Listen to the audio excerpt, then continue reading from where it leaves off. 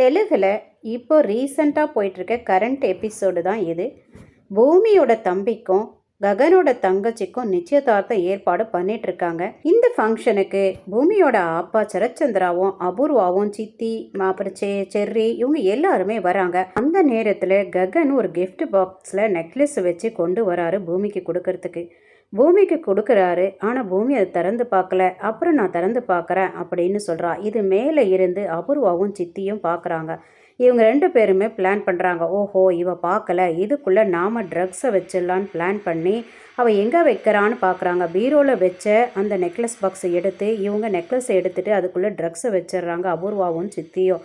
அதுக்கப்புறம் போலீஸ் சூர்யாவுக்கு ஃபோன் பண்ணி இப்போ நான் இந்த இடத்துல வச்சுருக்கேன்னு கரெக்டாக எல்லாத்தையும் சொல்லி நீங்கள் வந்து இப்போ அரெஸ்ட் பண்ணுங்க அப்படின்னு சொல்லிடுறாங்க. ஃபங்க்ஷன் நடந்துட்டு இருக்கும் போதே போலீஸ் உள்ளே வந்து உங்கள் வீட்டில் ட்ரக்ஸ் இருக்குது, நாங்கள் சர்ச் பண்ணணும்னு சொல்லிட்டு வீடு எல்லாம் தேடுறாங்க. அது ஏற்கனவே இவங்க சொல்லிட்டாங்க இல்லையா, இந்த பிளேஸில் இந்த இடத்துல இருக்கும்னு.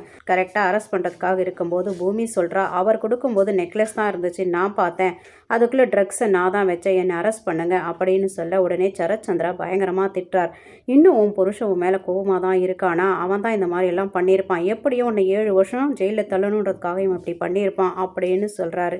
இன்னும் எத்தனை முறை தான் அவனை நீ காப்பாற்றுவியோ தெரியல அப்படின்னு சொல்லிட்டு கோவமாக அங்கேருந்து போயிடுறாரு. போலீஸ் வந்து அரெஸ்ட் பண்ணுறாங்க. அப்போ சொல்கிறா பூமி, நான் என் வீட்டுக்கார்கிட்ட கொஞ்சம் பேசணும்னு சொன்ன உடனே அவங்க பர்மிஷன் கொடுக்குறாங்க. இவ பேசுகிறா ககன் கிட்ட, நான் என் அப்பா வீட்டிலேருந்து இங்கே வந்த இந்த நாள் வெள்ளுமே நீ ஒரு முறை கூட என்னை பாசமாக பார்த்தது இல்லை. அவ்வளோ வெறுப்பா என் மேலே. நீ செத்துரு பூமின்னு சொன்னால் நான் செத்துரு மாட்டேனா? என் தம்பியோட உன் தங்கச்சி கல்யாணம் நடக்கணுன்றதுக்காக நான் வச்ச கண்டிஷனுக்கெல்லாம் நீங்கள் ஒத்துக்கிட்டீங்க.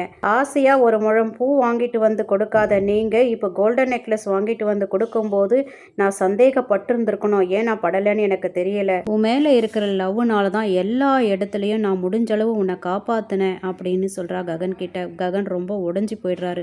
உண்மையிலே ககன் ரொம்ப திருந்தி தான் அந்த நெக்லஸை வாங்கிட்டு வந்து கொடுத்துருப்பாரு.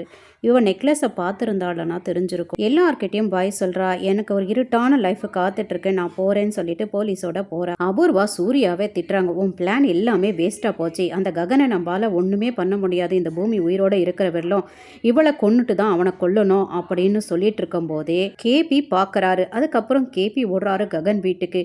கேபியை பார்த்த உடனே ரொம்ப டென்ஷனாகி, இப்போ அவரை வெளியில் போக சொல்லு, நான் ஏற்கனவே டென்ஷனாக இருக்க, ரொம்ப தலைவலியாக இருக்குது அப்படின்னு ஜெரி கிட்ட சொல்ல, அண்ணா ஒரு நிமிஷம் அப்பா என்ன சொல்ல வராருன்னு கேளு அப்படின்னு சொல்லிட்டு நீங்கள் சொல்லுங்கப்பா சீக்கிரம் அப்படின்ன உடனே சூர்யா போலியான போலீஸ்காரர்களை வச்சு தான் பூமியை அரெஸ்ட் பண்ணியிருக்கான் அப்படின்ற ஒரு விஷயத்தை கேபி வந்து சொல்கிறாரு. நீ தாண்டா எப்படியாவது பூமியை காப்பாற்றணும் அப்படின்னு ககன் கிட்ட கெஞ்சுறாரு. சூர்யா மாறு வேஷத்தில் பூமி கிட்ட என்கொயரி பண்ணி பூமியை அடிக்கிறாரு. இங்கே ஒரு பிரைவேட்டான இடத்துல வச்சு தான் என்கொயரி பண்ணிட்டு இருக்காங்க. அந்த இடத்த ககன் தேடி கண்டுபிடிச்சு பெரிய உருட்டுக்கட்டை எடுத்துட்டு வந்து சூர்யா தலை மேலே ஓங்கி ஒரு அடி அடித்து சூர்யாவை கீழே விழ வச்சிடுறாரு. பூமி பார்க்குறா, யாரா இதுன்னு பார்த்தா ககன்.